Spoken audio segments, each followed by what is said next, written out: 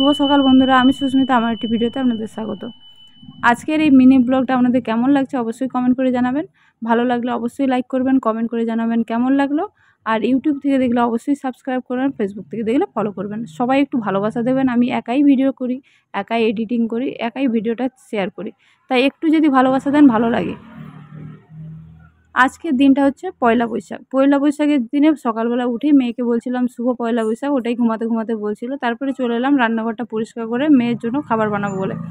সকালে টিফিনে বানাচ্ছি ডাল রুটি, সেটাই আপনার কাছে শেয়ার করছি। আসলে এই বছর তো আমাদের স্পেশাল কিছু নেই, কারণ নববর্ষ যে পয়লা বৈশাখ বাঙালিদের, অনেকেই নতুন জামা কাপড় পরে, তারপরে পুজো দিতে যায়। এবছর সব কিছুই বন্ধ, আর সেটা আপনারা জানেন। আর ওই জন্য এই বছর সেভাবে কিছুই করছে না। আর আজকের দিন বলুন আর অন্য কোনো দিনই বলুন, গৃহবধূদের কাছে স্পেশাল দিন বলে কিছু হয় না। তাদের রান্নাবান্না কাজকর্মের মধ্যেই ভালো লাগাটা খুঁজে নিতে হয়। কথা বলতে বলতে এই যে ডালুটা হয়ে গেল, এবার মেয়েকে খেতে দিয়ে দেবো। আপনারা এই বছর কে কী কেনাকাটা করেছেন, কিভাবে কাটিয়েছেন এই শুভ নববর্ষটা, অবশ্যই জানাবেন। পয়লা দিনটা এটা বানানোর পরে চলে এসেছি, বিছানাগুলো ঠিক করে ছেড়ে দেবো, আর একটু নতুন চাদরগুলো সব পাতিয়ে দেবো। এই চাদরগুলো সব পাতিয়ে বিছানাটা ঝেড়ে দিয়ে ঘরটা একটু পরিষ্কার পরিচ্ছন্ন রাখলে নতুন দিনটা একটু ভালো লাগে। বাঙালিদের এই প্রথম দিনে অনেকেই রেস্টুরেন্টে খেতে যায়, ভালো ভালো রান্নাবান্না হয়।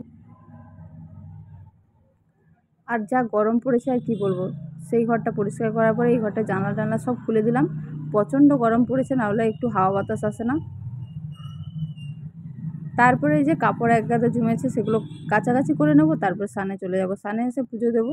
আর প্রত্যেক বছর পয়লা বৈশাখের দিন কিন্তু আমরা একটা করে তুলসী তলায় হাঁড়ি বাঁধি। এই বছর নাকি বাঁধতে নেই, তাই জন্য বাঁধলাম না। তারপরে আজকে মাছ পাঠিয়েছে, সেই মাছগুলোই রান্না করে নেব।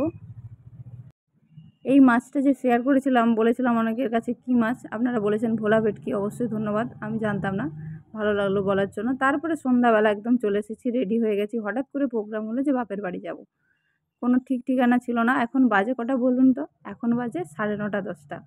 আর আমরা ঘরে বাপের বাড়ি যেতে যেতে প্রায় 11টা বেজে যাবে। এই রাতের বেলা কেউ যায়, তা আবার বাইক নিয়ে? এখন বেজে গেছে 11টা। এই সময় বাজারে এসে একটু চাউমিন খাচ্ছিলাম, খেয়ে একদম চলে যাচ্ছিলাম। কোনো দোকান টোকান খোলা ছিল না, একটা দোকানই বন্ধ করবে বলে করছিল, আমার দিকে দেখে দাঁড়িয়ে গেল। তারপর খেয়ে দিয়ে আমরা এই যে ঘাটটা পার হচ্ছি, পার হয়ে এবার চলে যাব।